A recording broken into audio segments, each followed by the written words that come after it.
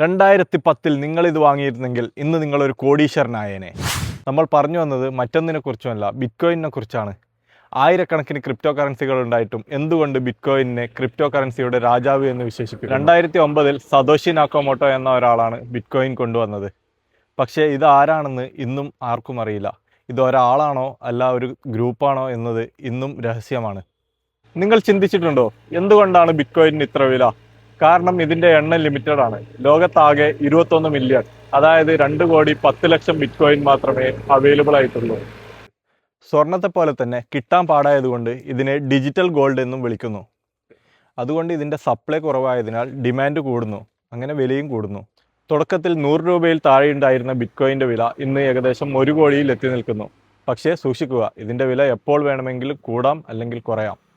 അപ്പോൾ നാളെ നമുക്ക് ബിറ്റ്കോയിൻ്റെ നട്ടെല്ലായ ബ്ലോക്ക് ചെയിനിനെ കുറിച്ച് പഠിക്കാം. ക്രിപ്റ്റോ കറൻസിയെക്കുറിച്ച് കൂടുതൽ അറിയാൻ ബ്ലോക്ക് പൾസ് ഫോളോ ചെയ്തോ.